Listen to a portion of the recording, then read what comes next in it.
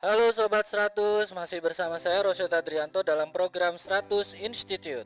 Dan kita masih membahas soal-soal SBMPTN tahun 2015. Berikut ini ada soal berhubungan dengan bab gerak lurus.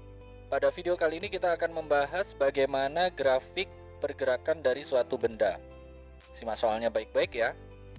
Jadi di sini diketahui posisi benda yang bergerak sebagai fungsi waktu ditunjukkan pada gambar. Nah, pertanyaannya nanti gerak benda itu dipercepat pada selang waktu berapa?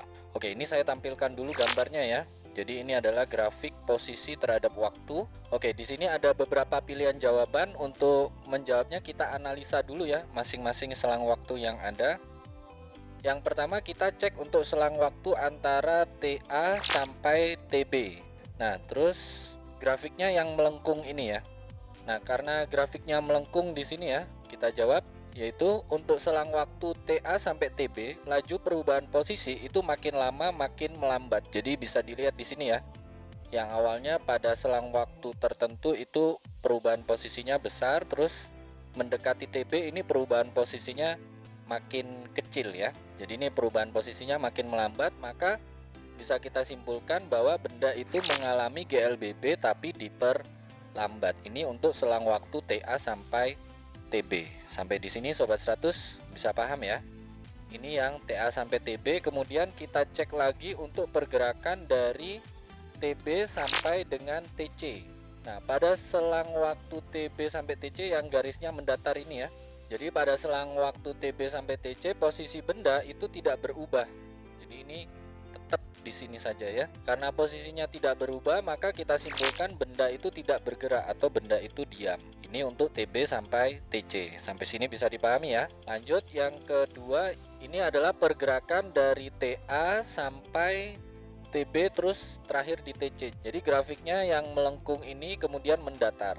Nah, karena selang waktunya ini dari TA sampai TC, maka benda itu mengalami yang pertama GLBB diperlambat, lalu ketika perlambatannya ini sampai kecepatan 0, maka benda itu diam, tidak bergerak. Ini untuk TA sampai TC. Sampai sini bisa dipahami ya. Kemudian yang selang waktu berikutnya itu antara TC sampai TD. Di sini grafiknya melengkung juga. Jadi untuk selang waktu TC sampai TD itu laju perubahan posisi makin lama makin besar. Jadi yang awalnya perubahan posisinya kecil, makin mendekati waktu TD itu perubahan posisinya makin besar. Karena perubahan posisinya makin besar, maka bisa disimpulkan benda itu mengalami yang namanya GLBB dipercepat. Tapi pergerakannya ini mundur ya. Bisa disimpulkan mundur karena dilihat dari grafik posisi ini makin lama grafik X-nya ini makin ke bawah sehingga pergerakannya ini mundur. Ini untuk TC sampai TD. Terus yang terakhir untuk selang waktu antara TD sampai dengan TE. Nah, garisnya yang miring ini. Nah, kalau garisnya miring berarti selang waktu TD sampai TE itu laju perubahan posisi benda tiap waktu nilainya tetap atau nilainya sama. Karena nilainya tetap atau nilainya sama, maka bisa disimpulkan bahwa benda itu mengalami GLB, gerak lurus beraturan, artinya kecepatan konstan. Nah, karena tadi permintaannya adalah benda mengalami percepatan, maka kita jawab dari analisa tadi yang mengalami percepatan yang ini ya, selang waktu TC sampai TD. Jadi kita jawab di sini jawabannya adalah TC sampai TD. Ini jawabannya ya Sobat 100. Oke Sobat 100, sampai di sini bisa dipahami ya. Jadi ingat baik-baik kalau di sini ada grafik posisi terhadap waktu.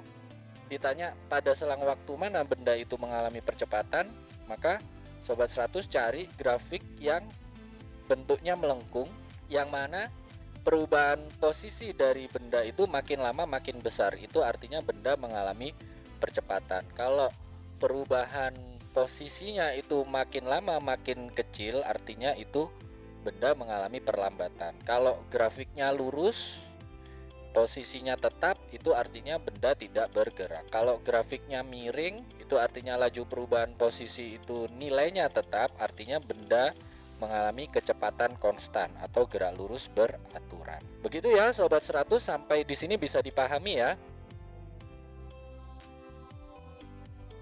Nah, kalau Sobat 100 sudah paham untuk video penjelasan ini, Sobat 100 bisa melihat atau mempelajari video penjelasan yang berikutnya.